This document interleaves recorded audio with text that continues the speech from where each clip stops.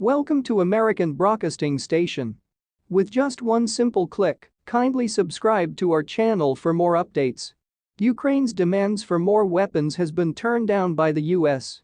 The Ukrainians have made several demands for faster shipments of long-range artillery and other sophisticated weapons to blunt Russia's steady advance.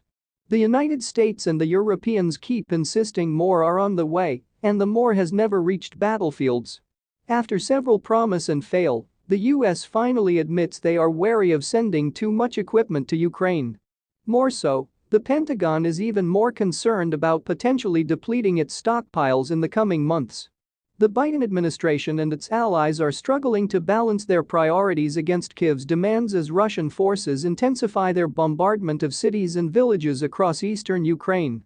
To appease Ukraine, US officials say Ukraine could mount a counterattack and claw back some, though not all, of the territory it has lost if it can continue to exert a bloody toll on Russia.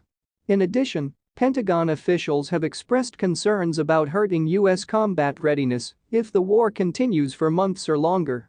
After 2 decades of mostly supporting counterterrorism missions, America's defense industry largely stopped making the kinds of weapons Ukraine will need to survive a long war of attrition.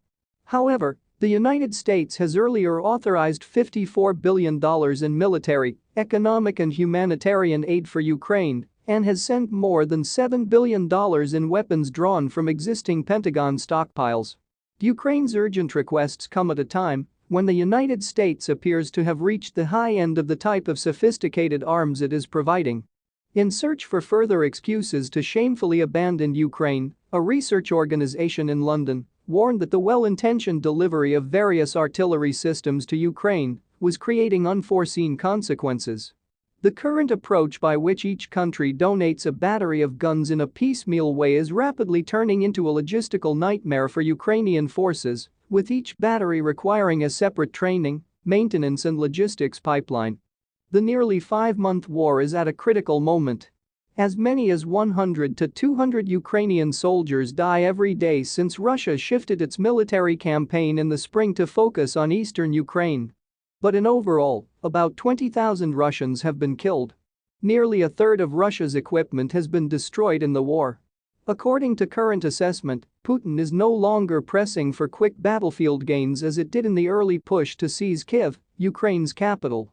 The Kremlin have switched to slow, grinding tactics in Ukraine, gradually tiring Ukraine and dragging Ukrainians into a long-term war while suffocating the entire world with diverse crises. The Kremlin is trying to fill its manpower shortfall with a motley mix of Ukrainians from the separatist territories, mercenaries and militarized National Guard units, and by promising large cash bonuses for volunteers.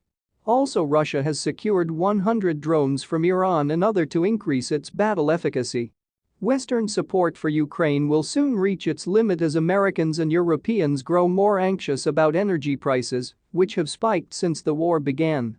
American officials say it will be difficult for Ukraine to mount a counter-offensive in the near term, but that it still has advantages. Throughout the war, the fight has largely favored the defenders, who inflicted heavy casualties from well-protected positions. At present, however, several Russian advantages and Ukrainian weaknesses are leading to an attritional conflict that risks a protracted war, eventually favoring Russia. Kindly subscribe for more updates.